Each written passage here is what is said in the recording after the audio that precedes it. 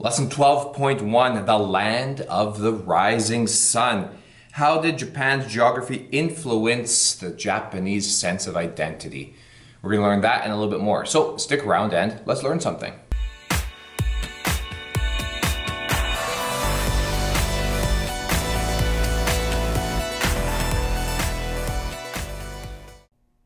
Lesson 12.2, as I mentioned, in this lesson we will learn how Japan's geography influenced the Japanese sense of identity. This is all about the land of the rising sun. And yes, we are going to focus on geography because geography plays a highly significant role in developing a society's worldview, and Japan is no different than that.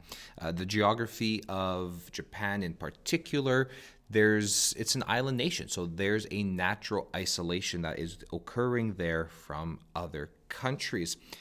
The title here is The Land of the Rising Sun. Now, relative to other countries in Asia, the sun rises over Japan first, and this lends itself to the opening story of how Japan was created by those two gods, and that they were almost considered to be the chosen one.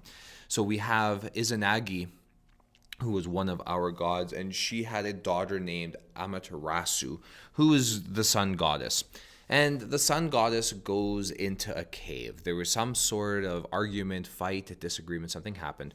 And legend has it she goes into a cave and closed the entrance, refusing to leave. This is going to put the world in darkness because she is the sun god. So she is plunging the world into darkness. The other gods, they come and they trick her out. And as she's leaving, now this is like bringing the light back out to the people of Japan and bringing hope to those people. So there's a reason to why the Japanese, and Japan I should say, is known as the land of the rising sun. So I mentioned this earlier.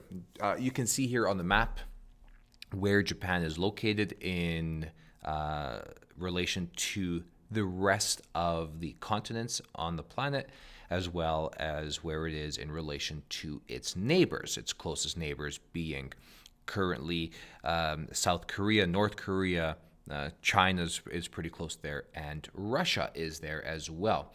We know that Japan is an island country, and it's isolated from its neighbors, who I just mentioned.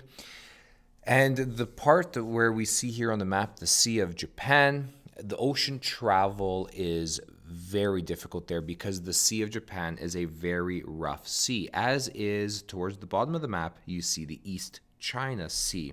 It's not a very easy body of water to navigate. And that's one of the reasons why the Mongols were having such an issue, is navigating those seas. And in fact, getting to Japan even before the 1500s period were very difficult, especially for Europeans. They just did not have the navigational technology or the long-reaching technology to be able to reach Japan. So from a European's perspective, as we were learning about that in Unit 1, Renaissance Europe, Japan is going to be very isolated. Even when Europeans did develop proper technology and improved technology, it still took several months to make their way over to Japan, and the travel there was dangerous. The seas were not very calm. Now, they were isolated and they needed to develop their strong sense of identity. And that's what they did. They developed an extremely strong sense of identity, as we are going to see in the rest of this unit, because they adapted and adopted elements of other cultures. And they looked at other cultures. Specifically, they were looking at the Chinese, and they chose the elements which they wanted to include in their own Japanese culture. So, for example, they borrowed the Chinese system of writing. So they write in characters. This is kanji. They use these Chinese characters to write in Japanese language, and they morphed it into their own style. Kanji is going to eventually be combined with now Japanese characters, and we're going to have kana developed. So this creates a very unique identity for Japan. And we here in Canada have a Canadian identity. It is a very difficult identity to describe and to define, but we do have a Canadian identity. Japan was rightfully concerned about influence from the Chinese. Well, we're going to compare that to Canada right now because Canada is concerned about an influence from our largest neighbor, our largest trading partner, the United States. And like Japan, we as Canadians want to develop our own sense of identity. So in 1955, the Canadian government imposes something called a quota system for Canadian TV and radio. And you may have heard this if you listen to any of the radio stations here in the city, or you may have even questioned this if you're watching any of our TV channels.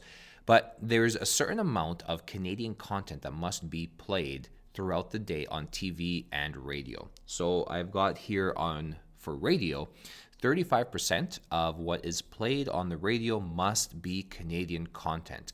And there's a list of requirements as to what is considered Canadian content.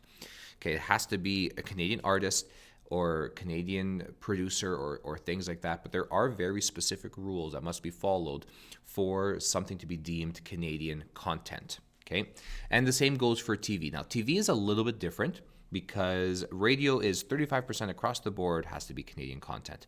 TV, on the other hand, depending on the time of day and the type of station that the TV channel is, that will determine how much Canadian content must be played. And there's, like I said, there's a whole list of requirements that qualify someone or something as Canadian content.